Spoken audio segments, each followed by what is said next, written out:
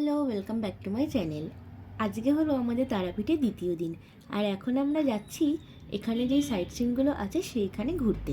এর আগেও আমরা তারাপীঠে এসেছি, তখনও আমরা গেছিলাম এখানে সাইট সিনগুলো ঘুরতে। তো এখানে প্রথমে আমাদেরকে নিয়ে এসেছে জগন্নাথ মন্দিরে। আর এখানে দেখো কি সুন্দর একটা রাধাকৃষ্ণ রাখা আছে। আর মন্দিরে ঢোকার আগে আমাদের এখানে পরিয়ে দিয়েছে তিলক।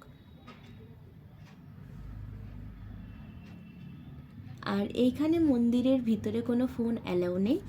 তো আমরা ভিতরে গেলাম, জগন্নাথ দেবকে দর্শন করলাম, বিমলা দেবী, লক্ষ্মী দেবী সবাইকে দর্শন করেছি। আর মন্দিরের ভিতরটা ভীষণ সুন্দর কারুকার্য করা। তারপর আমরা গেছিলাম এখানে ইসকন মন্দিরে। এখানেও মন্দিরের ভিতরে কোনো ফোন অ্যালাউ নেই, বাইরেই যা ছবি তোলা যাবে। আর এরপর আমরা এখন এসেছি যেখানে নিত্যানন্দ প্রভু স্বয়ং জন্মগ্রহণ করেছিলেন, একচক্রধাম, বীরচন্দ্রপুরের একচক্রধাম। তো এখানে নিত্যানন্দ প্রভু যেখানে জন্মগ্রহণ করেছেন সেইটি দর্শন করলাম। এরপর এখানে নিত্যানন্দ প্রভুর যেখানে 6 দিনে 6 ষষ্ঠী হয়েছিল সব কিছু এখানে দর্শন করলাম। আর এখানে রাধাকৃষ্ণ, জগন্নাথ দেব, নিতাই গৌর সবাই আছেন।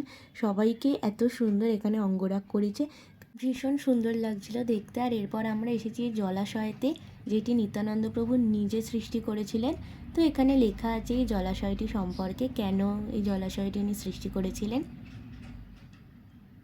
তারপর আমরা এখানে সব কিছু দর্শন করে এখন আমরা চলে যাচ্ছি আবার তারাপীঠে।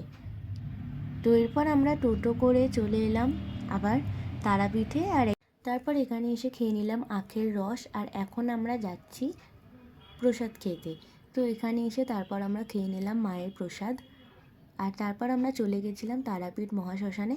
তো সেখানে শ্মশানটা একটু দর্শন করে তারপর আমরা ফিরে এলাম হোটেলে, কারণ আমরা এবার যাব বিকালে পুজো দিতে।